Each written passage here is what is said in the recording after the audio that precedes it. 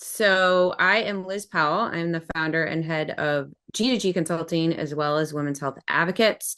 And once a month, we get together to talk about what is going on in women's health policy and our advocacy efforts with the Women's Health Advocates organization.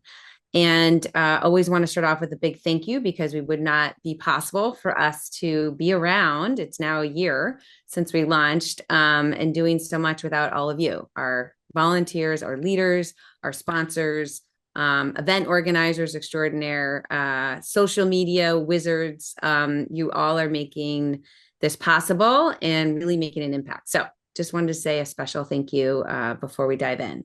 So today's agenda, we've got a very special guest, Oriana Poppins-Ogby, and she's going to share some amazing information on investment and on the big ROIs in women's health, which many of us know, but now it's actually in data. There's no refuting it. So I'm super excited to hear from our expert today. Then we'll go over some of our metrics with women's health advocates, some legislative updates, got lots of updates today because they just enacted the final appropriations measure last night. Our advocacy efforts, how you can get involved, and if there's time for Q&A, of course, we want to take your questions. And we always encourage folks to get to know each other through the chat box so you can put in your LinkedIn. We've seen people form wonderful collaborations through that chat box, even get jobs through that chat box. So please don't be shy. I wanted to show this before I turn it over to Oriana. This is the event that we teamed up to organize during JP Morgan just a few weeks ago. And you can see it was a packed room. We had about 600 people register. And from us sitting up at the front of the room, when we looked out across the back of the room, we saw an entire wall of people standing. All the walls were filled. Plus, we had an overflow room. So we were super excited to see so much interest in women's health. And it wasn't all folks that are already on board. There were definitely some new folks learning more about investment in women's health. So really, really exciting. Oriana and her team, Anna Millick is her co-chair. They did a phenomenal job in presenting this amazing report they just came out with. So with that, I would love to turn it over to Oriana, who I want to say briefly before I do that, is an amazing individual. She is a leader for women's health, a champion for women's health, and is one of those rare leaders who, as powerful as she is, as dynamic and just can own that stage that she has, that amazing trait. She's a fantastic listener. She plenty of times she will sit back and listen and take it in. She also is about the cause. The cause is greater than her role as CEO. It is that cause of really advancing women's health. So she's really inspiring. She's a dear friend. We've teamed up on a lot of projects together. So I'm so, so excited to introduce Oriana Poppins-Ogby. I don't know that I can live up to that introduction, but thank you, Liz. It is such a pleasure to be here. I will share my screen so I can go through this. But before I do, I'll start with a brief introduction. Hopefully, there are a lot of familiar faces, but also kind of give context behind this. So, Liz is right in saying that I am all about the cause, and that's really what drives everything we do at AOA and what drives me personally. I have been working in the world of women's health for more than 15 years now. I was an intern at Boston University. I was a student at Boston University when I interned for a medical device company and ended up getting a full-time job after I graduated that focused on developing a point of care test to assess premature rupture of fetal membrane. So this was when a woman's water broke too early in pregnancy, which can cause a lot of complications, both for mom and for baby. And again, over 15 years ago, I was advancing a career in the life sciences, and I was working at a medical device company that focused on women's health, but the term and the industry and the categorization didn't exist in the way that it did today. For me, that started this burning passion of advancing health, advancing care for women. And as you'll see at the bottom of the slide, AOA was built on a vision and mission to transform women's health. And we do this as a company by really enabling innovative, disruptive technology to advance out of research and advance out of academia and get to the hands of patients and providers to better their care. And along this path, I mean, Amnisure ended up getting acquired. So a big biotech bought us, fantastic return on investment there, but it allowed us to scale, the company and the product globally. Amnisure is a product that is used in guidelines today. It is the standard of care for assessing when a woman complains of potentially, leaking in pregnancy. It's in guidelines all over the world. At the large biotech company, I ended up working on a multitude of women's health issues, whether it was sexually transmitted diseases, HPV screening. I was boots on the ground in places like Africa, Eastern Europe, Middle East, Asia, South America, working very closely with QIAGEN and the Bill and Melinda Gates Foundation on access to HPV screening and cervical cancer screening. Again, I was working for a large biotech company, but I focused my work in the women's health division. And then from there, we ended up spinning up another company in Boston. And this was focused on preterm birth. QIAGEN acquired us again. So at this point, we were 2 for 2 of building in the women's health space and the company going on to bring solutions to market and eventually getting acquired, which derived that ROI for the investors. So when I started AOA, there was a new wave, which was the term femtech had been coined. Women's health was emerging as a category. I don't want to say as a field because the field has existed, but it was emerging as a category, and it was drawing a lot more media attention. There were more companies than ever being formed, being founded, being started. But there continued to be this myth, this misconception that there wasn't enough money to be made in the space, and that's what was challenging these companies in getting funded, AOA included. And Anna and I, my co-founder, kind of kept hitting our head against the wall around this. Why do people keep saying that? Well, we need to see if Maven is going to exit because they're the biggest women's health company, and if they exit, then we'll know that there's an ROI to be made here. We need to make, we need to see all these companies make all this money. We need to see all this new wave of women's health companies make all this money before we know that this is a sure bet. And we kept hitting the same objection when we were going up with investors. And we were so confused by it because we came from a legacy of success, not just ourselves, but from an industry. We were a part of QIAGEN when QIAGEN acquired Digene. This is over 20 years ago for $1.6 billion.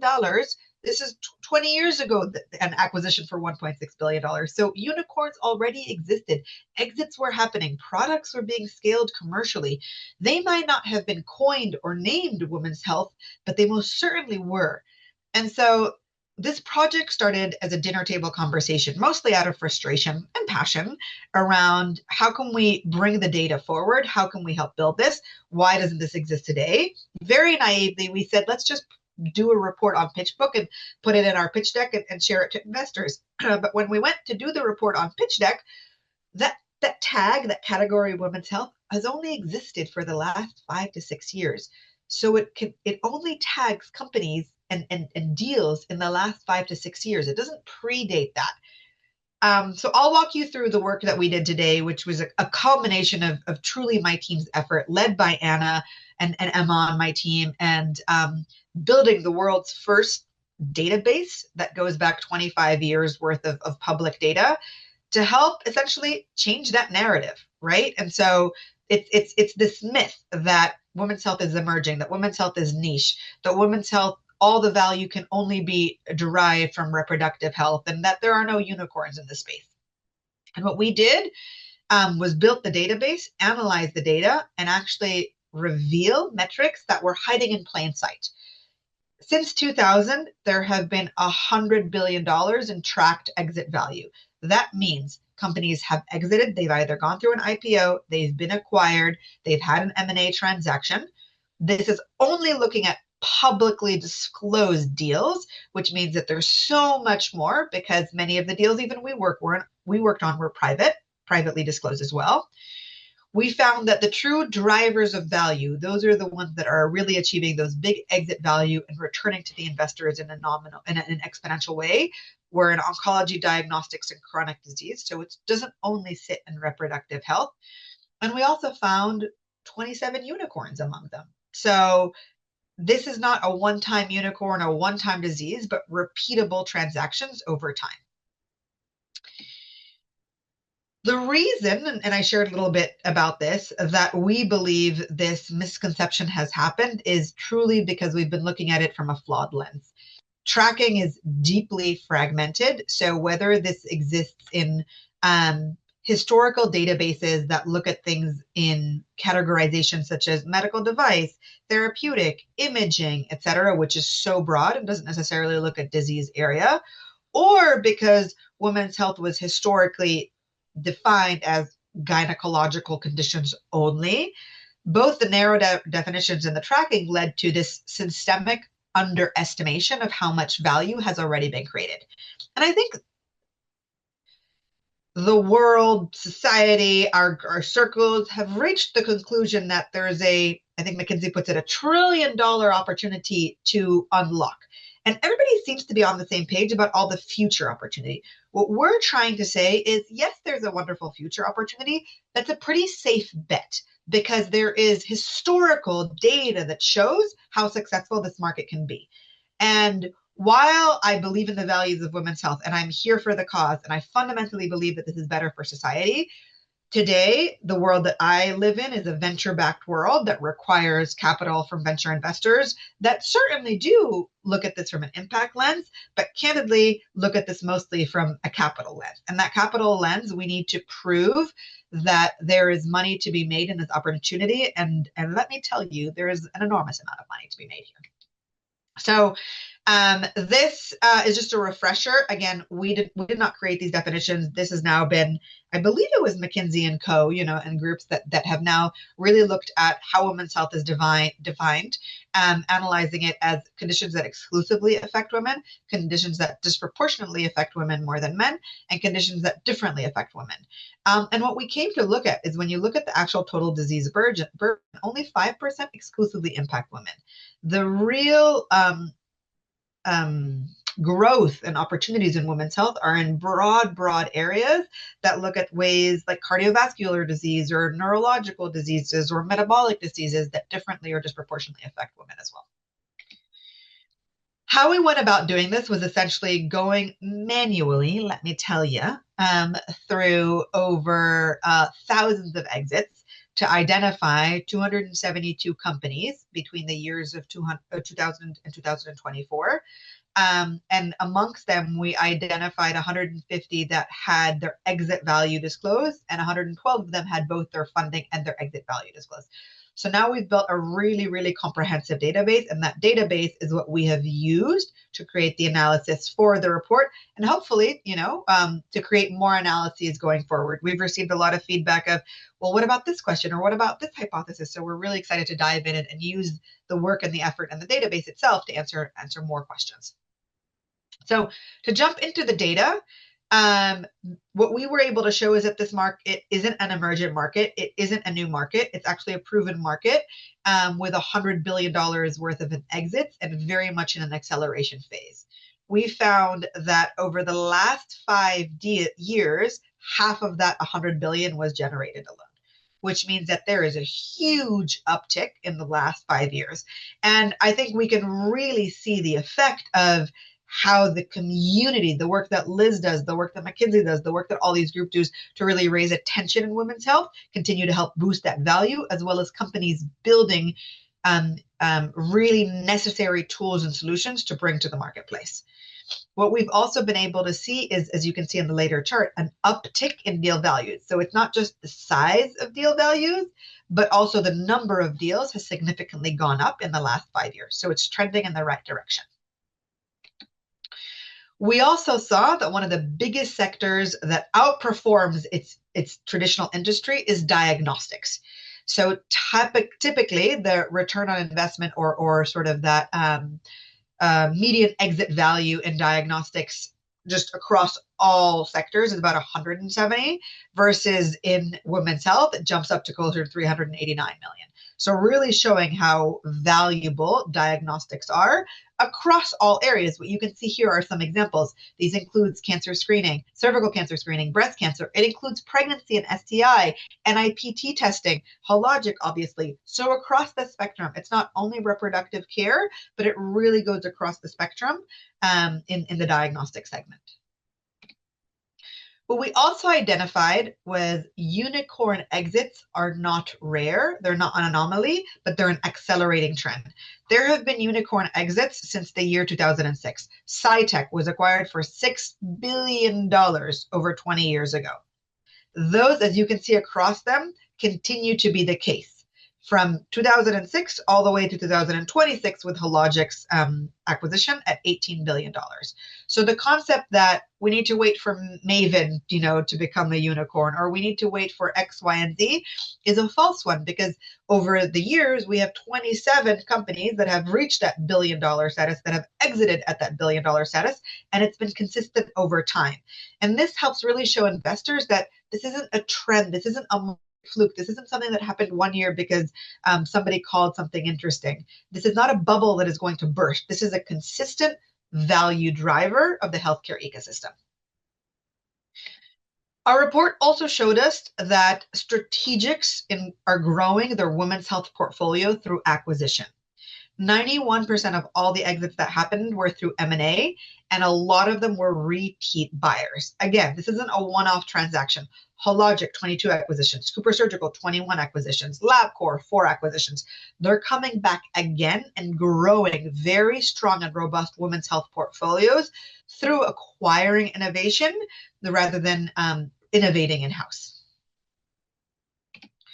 One other statistic we really looked at was capital efficiency. There's a number that's been cited now, and I have a new idea already on how to look at this number, and the number is between 2 to 4% of all venture capital funding goes to women's health, and less than that in the non-dilutive word.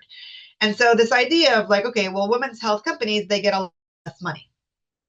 You know what? Even if that were the case, what we were able to prove is women's health companies lead when it comes to capital efficiency, which means even if they get more money, when you look at it in comparison to the total amount they've raised as compared to the total exit value, they tend to be some of the most efficient companies, which shows that even in resource-constrained environments, women's health companies can bring so much value. We looked at this capital efficiency both by product category and by clinical area. So from top category efficiency, it tends to be in diagnostics, again, how much they raised versus how much they exited for. And on the other side, tends to be maternal health companies, right? Maternal health companies, how much they raise versus how much they exit for is a fantastic ROI to investors. And so to wrap up, and I'm happy to answer your questions, what this report did, and we saw the momentum of it after we launched it with Liz at JP Morgan, how much it was shared, how much it's been used. I think we're at 700 downloads, and it's been 3 weeks of it being live.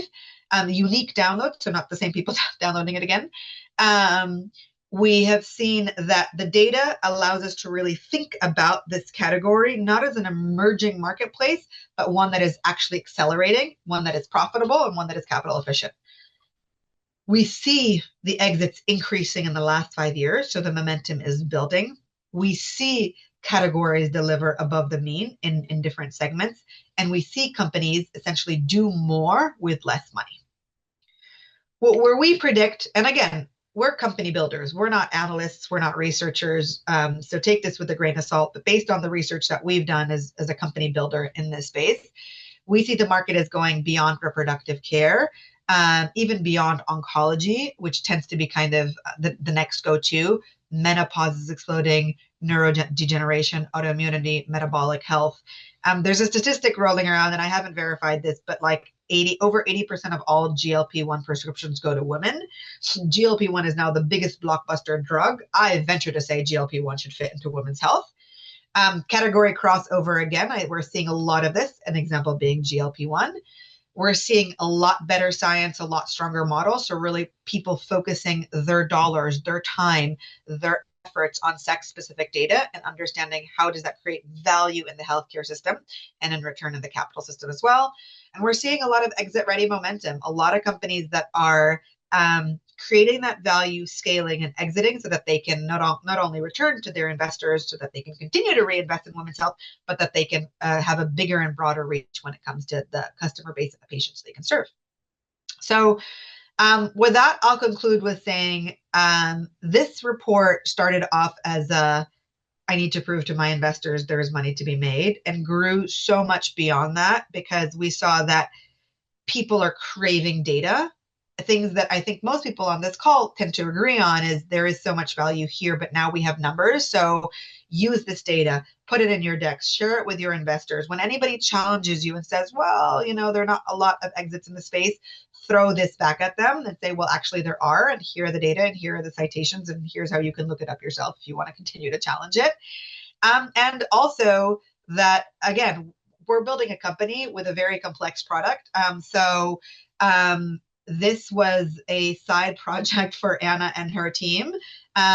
We welcome your feedback. We would love your feedback. And if you have ideas of where this can keep going, let us know. We have already been asked to analyze it on a few different lenses. So we're thinking about version 2 already and open to collaborate. And then lastly, none of this would be possible without Liz and G2G.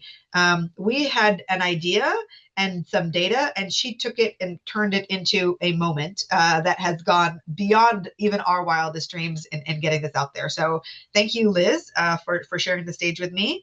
And yeah, happy to answer any questions. Awesome.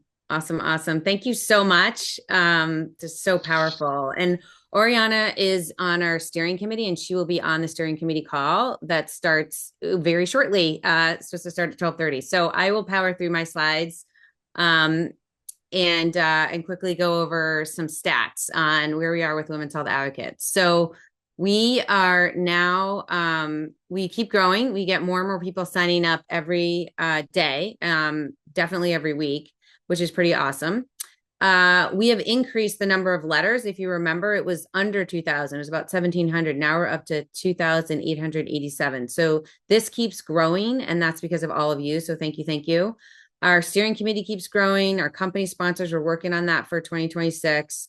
All over the country, the world, different briefings. Our LinkedIn followers keeps growing. I was like, how can I get 3 more before today's presentation? I just really wanted that to be over 4,000, but next time we talk, I'm sure it will be. So it keeps growing. So thank you for all of that. Next slide. I'm going to power through these slides real quick.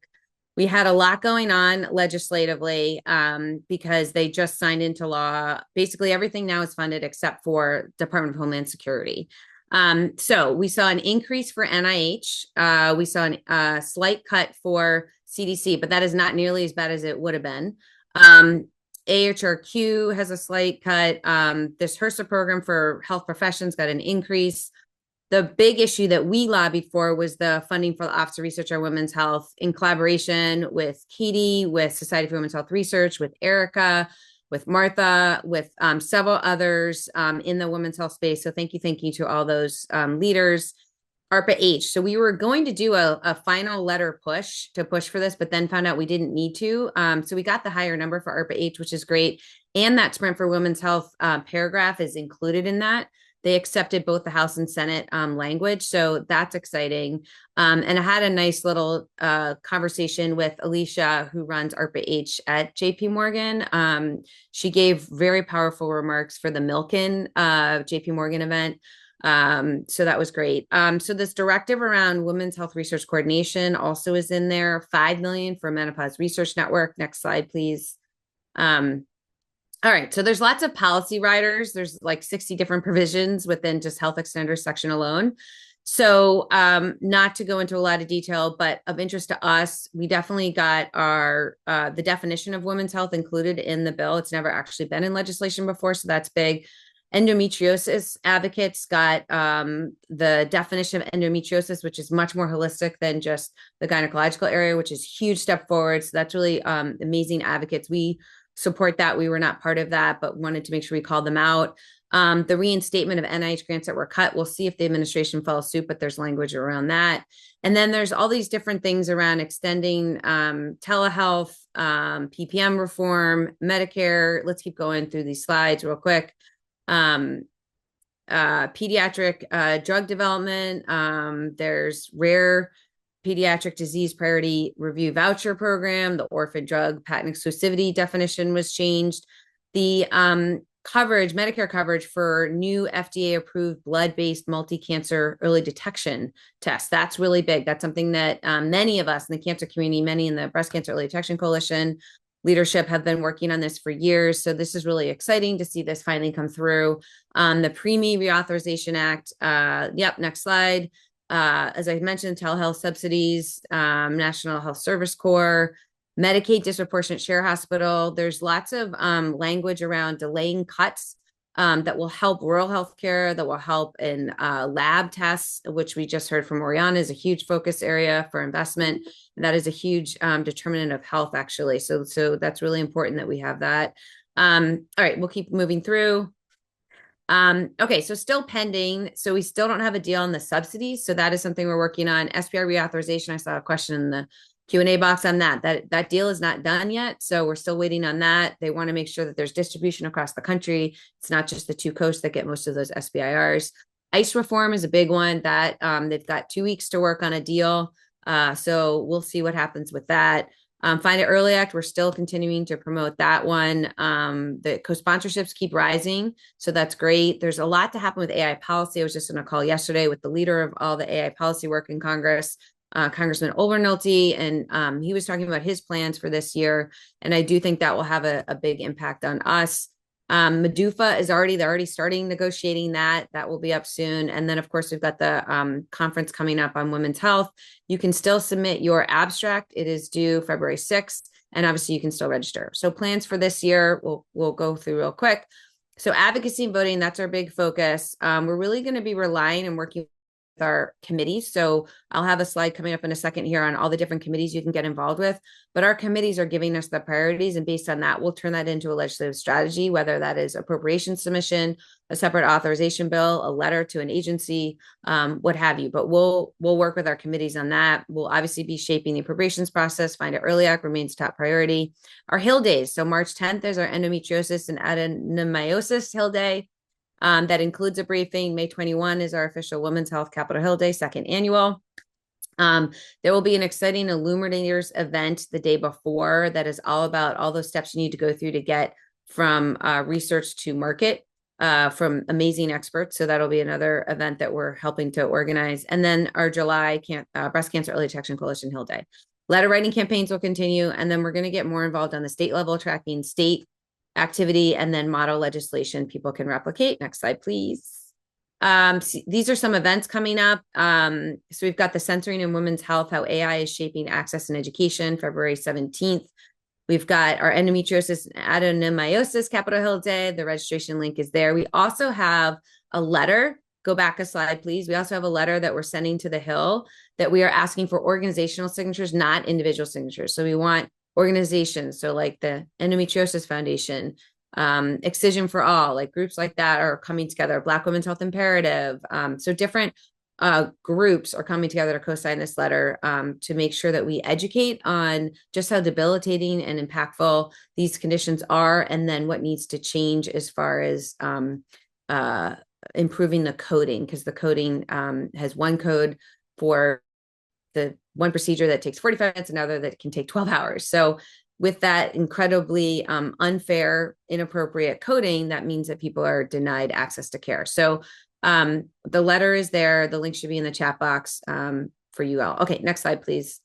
Beyond the Ballot, we are going to be launching this in March. We're going to focus on having expert speakers, providing valuable education on gaps in women's health, explaining how to do advocacy, and voter registration. And then final GOTV is Get Out the Vote.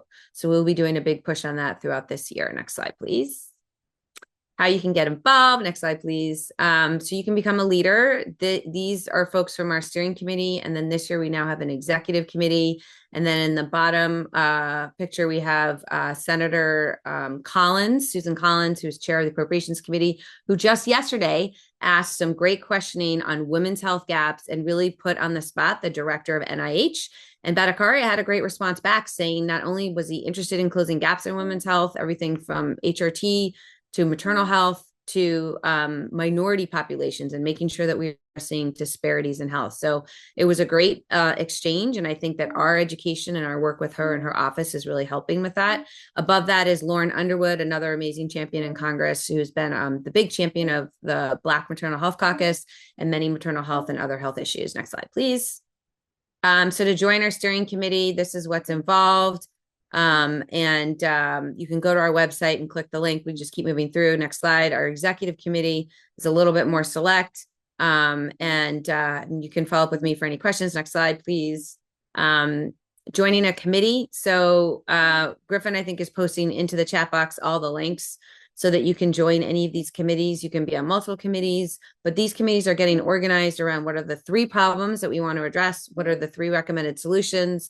Who are the other groups involved in this space? We want to make sure we're additive and collaborative. We're not getting in the way of any other existing experts and groups out there. Then our team is turning that into a legislative strategy. What is the specific request? What's the bill we're going to do? What's the letter, et cetera, all that stuff. So really important to get involved with those. Next slide, please. And then we've got these regional folks. We just had a call yesterday with Boston, and earlier, yesterday also was Philadelphia. So there's a lot that just happened, which is why there's only 2 up there, but there's more to come with all these regions. And if you're in a region that isn't up here and you want to get active, then send us an email to info@womenshealthadvocates.org. Next slide, please. We will be doing letter writing campaign. We did very successful this whole past year. We want to tailor to now what's happening now that we're in 2026 and they're just finishing the appropriations process. So we will be doing updated letters, but the Find It Early Act is still there and that is still very relevant. So you can use that one for now, but we will put more up-to-date letters in as well. Next slide, please. I think that we're done at this point. Yeah. So thank you all for being part of this effort. And I'm so sorry I went over a little bit here. We don't have time for questions, but we really appreciate you. If you do have questions or thoughts, you can email us at info@womenshealthadvocates.org. Make sure you're on our list so that you're getting our emails. Our emails are laying out, our newsletters laying out when all these calls are happening. So it's really important that you scroll down, find your committee you care about and get that link, register, sign up, what have you. And looking forward to seeing you at future events, both online and in person. Thank you so much for being part of the community and making sure our voices count. Thanks.